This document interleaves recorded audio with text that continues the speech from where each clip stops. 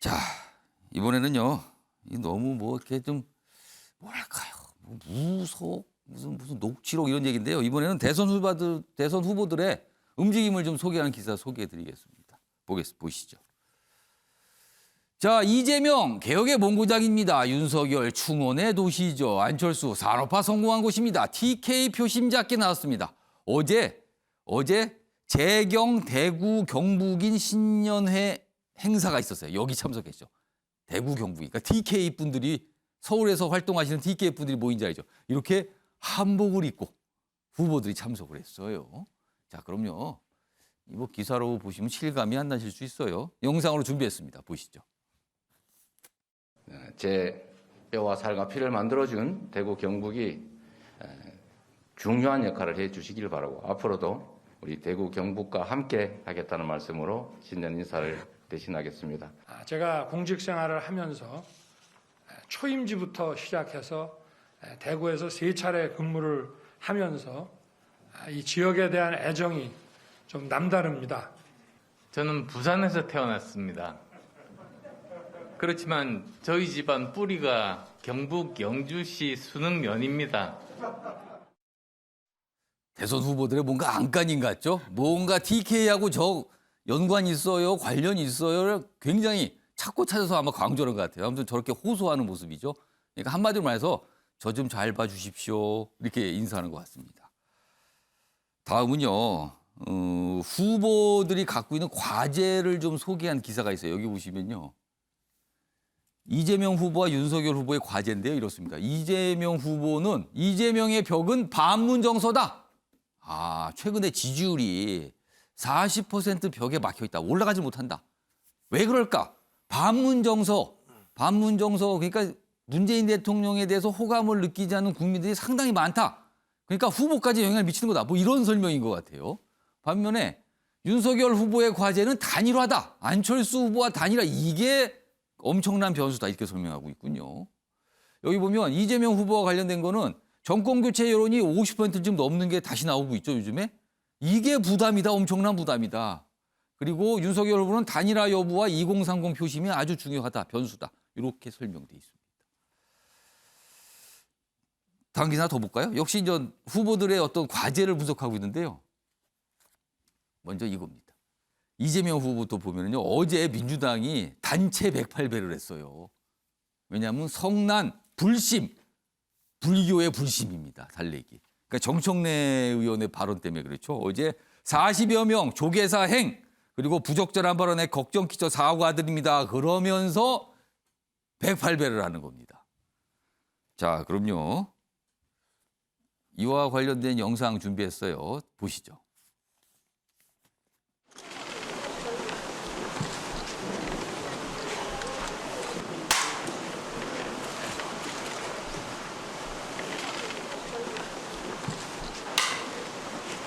저희 당 소속의 의원님의 이 부적절한 말씀으로 인해서 우리 민주당과 불교계 사이에 불편한 관계가 만들어진 데 대해서 용서를 구하는 마음으로 108배를 드리게 됐습니다. 앞으로 불교계와 의원님들 간에 많은 소통과 그리고 화합이 이루어져서 국가 발전에 이바지하는 데 큰 밑거름이 되었으면 합니다. 민족 문화유산의 보존과 계승을 위해 노력하고 계시는 불교계의 역할에도 깊이 감사드립니다. 저희 어머님을 포함해서 저희 외가 가족 전부 독실한 불교 신자십니다. 저희 외할아버님이 돌아가실 때 거의 전 재산을 시주해서 해운대 폭포사에다가 시주했습니다. 안철수 후보는 방금 전에 봤던 영상에서는 이제 불교계하고 깊은 인연이 있습니다. 저희 집안이. 앞선 영상에서는 TK하고 연관이 있어. 계속 그런 걸 호소하고 있군요. 지금요. 자, 기사 하나 더 있는데요. 이재명 후보의 과제를 다시 설명하는 기사예요. 이재명 30%대 지지율 답보다. 이거 어떻게 할 거냐는 거죠. 지금. 자, 김영주 전 의원님. 네. 이재명 후보의 지지율 최근에 사실은 윤석열 후보가 여러 가지 논란, 뭐 부인과 관련 논란도 있고 그런데도 불구하고 이재명 후보 지지율은 뚜렷하게 오름세가 없어요. 막혀 있습니다. 왜 그런 겁니까? 저는 다른 한편으로 막혀 있다고 볼 수도 있지만 사실은 현재 예. 정권 교체에 대한 국민들의 어떤 여론이 50%를 넘는 과정에서 예.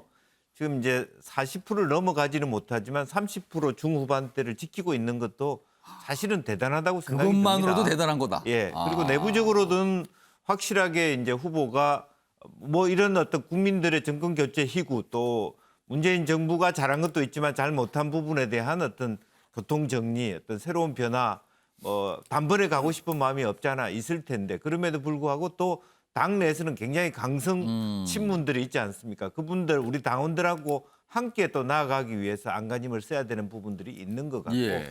특히 이번 대선은 2030 MZ 세대가 스윙보터층으로 상당히 많은 영향을 끼치는데 결국 이준석 대표를 비롯해서 어쨌든 예. 국민의힘 쪽은 젊은이들이 초반에 당에 들어오기도 하고 그렇습니다. 주도한 어떤 그 주도력을 국민의힘이 갖고 있단 말이죠. 예. 또 옛날에는 볼 수 없었던 홍준표 말하자면 전 후보에 대한 어떤 예. 젊은이들의 어떤 지지도 그렇습니다. 있고 해서 그러다 보니까 사실은 뭐 정책의 의제 주도성을 갖고 있음에도 불구하고 예. 2030 표심을 한꺼번에 다 주도적으로 받지 못하는 어려움 막 그런 것들이 있고 또 부분적으로 보면 이 안철수 후보라고 하는 새로운 어떤 제3 후보의 등장 속에서 예. 사실은 이 윤석열 후보의 표가 쉽게 안철수 후보로 오지 않는 아. 상황이지만 부분적으로는 이재명 후보의 표는 안철수 후보로 가고 있는 이제 이런 것들이 좀 있어서 미묘하게 아직 조금 이제 40%를 단번에 넘지 못하는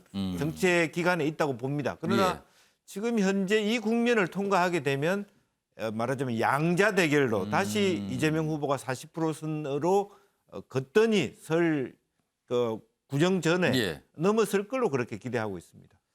뭔가 통제할 수 없는 변수도 있지만 이거는 시간 문제다. 시간 지나면 40% 4자가 보일 것이다. 뭐 이런 전망이세요. 그렇습니다. 한민수 부산장께서는 지지율이 왜 30%대 답보인지 그 이유를 뭐라고 보십니까?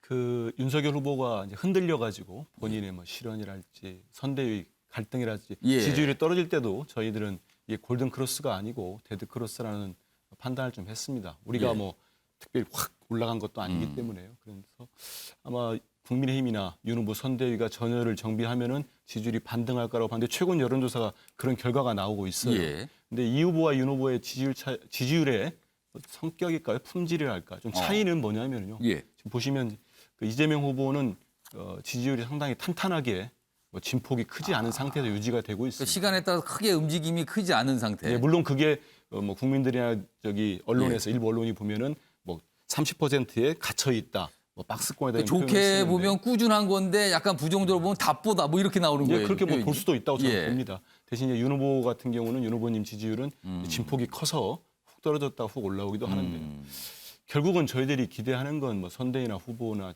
저희들이 기대하는 그런 겁니다. 이번 대선은 예. 역대 저도 뭐 기자하면서 취재했으면 대선은 분명히 총선이나 지방선거와는 다른 성격을 갖고 있습니다. 총선이나 이런 선거들이 어떤 심판 선거라면은 대선은 미래를 보고 나가는 선거거든요. 예. 결국은 누가 앞으로 우리 국민들의 5년의 삶을 책임져 줄 것인가, 예. 낫게 할 것인가 예. 조금이라도 이런 후보를 실력 있고 유능하고 실적 있는 후보를 뽑기 때문에 저희 입장에서는 이재명 후보가 강히 말씀드리면 거기에 다른 후보들에 비해서는 상대적으로 능력도 있고 실적도 있고 예. 유능한 경제 대통령의 이미지가 있고 그렇기 때문에 보여드리면은 지금 말씀하신 대로 답답해하시는 지지자들 입장에서는 언제 뚫을까 예. 하는데 그 시점보다도 국민들의 집단 지성을 믿고 뚜벅뚜벅 하낼 수밖에 없다 이런 생각을 합니다. 두 분 말씀의 공통점은 좀 지켜봐 주세요. 약간 이런 취지였어요, 지금요. 앞서 봤던 동아일보 기사 다시 좀 불러오겠습니다. 이 큰 제목의 뒷부분이에요. 윤석열 후보의 과제, 지지부진 중도 확장. 그러니까 중도층 표가 오는 거 맞아요라고 지금 이 기사는 묻고 있어요, 지금요. 그리고 앞서도 봤지만 단일화도 과제라고 그랬죠. 자, 다음 기사 보겠습니다. 자, 이 기사는요, 여론조사 결과를 싣고 있는데요. 단일화를 가정해서 뭔가를 조사했어요. 근데 단일화를 했을 땐 안철수 지지자의 29%가 윤으로 간다. 많이 안 가는데요. 반면에 윤석열 지지자는 75%가 안철수로 가더라. 그러면 이게 안철수 후보를 지지했던 분들은 안철수 후보가 안 될 경우에 많이 윤석열 후보 쪽으로 안 간다는 거예요. 그러면은 안철수, 윤석열 후보의 지지자들이 뭔가 특성이 다르다는 뜻이 됩니다, 지금. 지금 이게 이런 결과가 나왔어요, 지금요. 요거는 김종혁 전 국장님. 왜 안 가는 겁니까? 이런 여론조사 결과가 나온 이유는 뭐라고 보세요? 그러니까 무엇보다 어떻게 보면 이번 그 대선에서 그 두 거대 정당의 후보들 있잖아요. 예. 그 이재명 그다음에 윤석열 두 예. 분은 조금 그러니까 스스로를 좀 돌아보고 좀 부끄러워하기도 해야 될 것 같아요. 왜냐하면 예.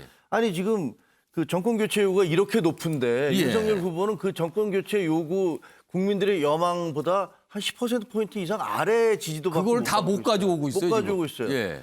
동시에 이 문재인 대통령의 지지도보다도 낮은 지금 여당 그것도 못 갖고 후보예요. 오고 있어, 다 또. 이 두 분 다 어떻게 보면 이런 전례가 없었잖아요. 예. 보면은 본인들이 이거 우리가 이렇게 훌륭해서 국민들이 나를 지지해 주는 게 아니구나라는 그런 겸손함을 좀 가져야 될 필요가 있다라고 생각을 해요. 그리고 국민의힘 입장에서 보면 저는 안철수 후보에게 상당히 무슨 표창장이라도 좀 줘야 되는 거 아닌가라는 생각이 들어요. 어때서 그렇습니까? 왜냐하면 지난번에 그 서울시장 선거 때도 처음에 박영선 후보가 그렇게 거세게 바람이 불 때 안철수 씨가 막아줬잖아요. 그거 예. 막아준 다음에 결국은 그 과실을 오세훈 시장이 따게 된 거고 후보가. 그다음에 이번에도 보면은 상당 부분 윤석열 후보의 실망한 그 표가 바로 이재명 후보에게 넘어가는 데 있어서 중간을 방파제 예. 똑같은 역할을 지금 안철수 후보가 그러니까 해주고 있었어요. 윤석열 후보를 지지했던 표는 안철수 후보에게 쉽게 가는 거예요. 반면에 안철수 후보를 지지했던 표는 윤석열 후보한테 쉽게 안 간다는 걸로 보여요, 지금요. 그렇죠. 그러니까 어떻게 보면 이제 일단 두 후보가 예. 상당히 박빙을 하고 있고 안철수 후보는 뭐 절반밖에 안 되는 그런 표를 갖고 있긴 하지만 예. 이 두 후보 모두 좀 그 분발을 하셔야 될 것 같고 그런 면에서는 이 이재명 후보는 대장동 문제를 해결하지 않는 한 뭐 좀 어려울 것 같고 그다음에 윤석열 후보는 무슨 뭐 법사니 예, 무슨 스님이니 이런 얘기들 나오면 아니 이게 중도표가 오겠습니까? 이런 부분들에 대해서 좀 심각히 고민을 해보셔야 될 것 같아요. 유숙 후보께서는 이런 현상이 여론조사를 통해 파악되는 이유가 어디 있다고 보세요? 저 당연하다고 봐요. 당연하다. 윤석열 후보 지지자는 우파 지지자잖아요. 예. 정권 교체를 열망합니다. 예. 안철수 후보를 만약에 단일화가 된다면 안철수 후보 찍을 수밖에 없어요. 정권 교체를 위해서. 그런데 안철수 후보의 지지자들은 중도잖아요. 예. 중도도 중도 우파가 있고 중도 좌파가 있습니다. 중도 우파에 좀 가까운 사람들은 윤석열 후보한테 갈 수 있겠죠. 쉽게. 예. 근데 그렇지 않은 분들, 좌파지만 이제 이재명 후보 싫고 민주당 찍기 어려운 분들은 안철수라는 후보에게 머물게 됐는데 예. 그런 분들이 만약에 안철수 후보가 출마를 못할 경우에 과연 윤석열 후보한테 지지를 쉽게 할 수 있겠느냐. 그럼 그분들은 그렇게 어디로 생각해봐야 갑니까? 이재명 후보로 가거나 예. 아니면 기권을 할 수도 있고. 그냥 가운데 가만히 그렇게 있거나. 되겠죠. 예, 그렇기 때문에 자 여기서 이제 저희의 과제가 나오는 건데 저희가 중도 확장을 계속 얘기합니다.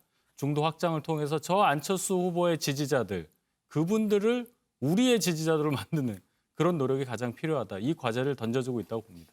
그게 쉽지가 않은 거죠, 지금. 네. 중도층. 그래서 앞선 기사에 중도층이 이게 과제다. 어떻게 할 거냐, 거기를. 근데 최근에 논란 가지고 중도층이 오겠는가 뭐 이런 지적을 받고 있는 것 같아요. 자, 정치권 기사 뭐 길게 이어가 봤는데요. 다음은요. 내 삶에 영향을 주는 경제 이야기, 경제 브리핑 순서로 좀 넘어가 보도록 하겠습니다. 이 기사 좀 보겠습니다. 자, 여기 보시면요. 먼저 일명기사 때 중국 얘기 좀 했는데 그 기사예요. 중국 성장률 4% 턱걸이를 했다. 코로나에 성장판이 닫히나. 여기 보시면 분기별 경제 성장률 보시죠.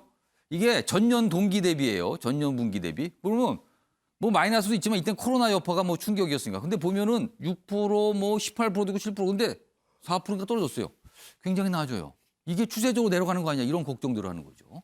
이런 가운데요. 다음 또 있습니다. 중국 관련된. 식어가는 중국 경제 그 속에 출생률도 최저다. 인구 걱정도 해야 될 판이에요. 중국이 인구 걱정을 하는 시대가 온 겁니다. 그럼 인구는요 곧 경제입니다. 문제가 발생할 수 있다는 겁니다. 중국이 기침을 하고 경제가 안 좋으면 여기 전 세계 다 영향 미치거든요. 우리도 타격을 일 수밖에 없는데 예의주시할 부분이 여기 있습니다. 다음은요. 대출과 관련된 얘기예요. 여보, 코픽스 또 뛰었대. 그러면 금리 오르겠네. 주담대, 주택담보대출 7% 금리. 육박에 잠 못 드는 영끌족. 이거 큰일 났습니다, 지금. 김정혁 국장님. 네. 대출, 이른바 영끌어서 집도 사고 투자하신 분도 많은데 이거 굉장한 부담을 하고 계셨어요, 지금요. 정말 큰일이죠. 예, 어떻게 보면은 예. 이제 우리 같은 경우는 이 가계 부채가 1,몇백 조가 넘죠. 1,700. 제가 지금 정확한 숫자를 잘 예. 모르겠는데 어마어마한 가계 부채가 있어요. 그래서 이게 금리가 올라갈 경우에 뭐 어떻게 할 것이냐 이런 부분들에 대해서 대책이 좀 마련돼야 되는데 예. 그 코로나 때문에 돈을 많이 풀었잖아요. 예. 많이 풀었기 때문에 이걸 어떻게 회수할 수밖에 없거든요. 그리고 지금 아까 조금 전에 중국 얘기하셨지만 예. 중국 역시 이 성장이 과거에 박정희 시대에 그렇지만 국가가 주도해서 마구 밀어붙이면서 어느 정도까지는 올라갈 수 있잖아요. 예. 하지만 그 다음에는 창의력이라든가 새로운 것들을 개발해내야 되는데 중국 역시 마찬가지로 국가가 앞장서서 밀고 나왔지만 과연 중국이 그 이후에 선진국으로 도입하는 그 벽을 넘어갈 수 있을 것인가는 의심스럽고 그렇다면 우리는 바로 그 옆에 있는 나라고 중국의 예. 많은 수출을 의존하고 있는 나라잖아요. 그래서 앞으로 이제 그 2022년 그리고 앞으로 이는 더욱더 이 경제 문제에 있어서 우리가 심각하게 생각해 봐야 되고 뭐랄까 현명하게 대처를 해야 되는데 그런 부분들이 준비가 되고 있는지 그럼 잘못하다가는 국민들 모두에게 그 예. 부담이 그냥 뭐 전달되는 게 예. 전가되는 게 아닌지 그런 걱정이 되네요. 이자 부담 굉장히 커졌어요. 그 중국까지 약간 좀 경제가 휘청거릴 수도 있는 거 아니냐 이런 얘기입니다.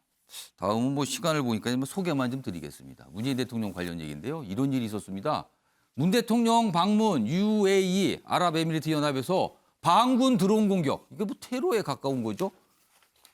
이 문 대통령이 머문 두바이에서 100km 거리. 그건 굉장히 이례적인 일이 이루어졌어요. 뭐 아무튼 이런 일까지 좀 있었습니다. 자, 아침의 매일경제 오늘은 여기서 마무리하겠습니다. 시청해 주신 여러분 고맙습니다.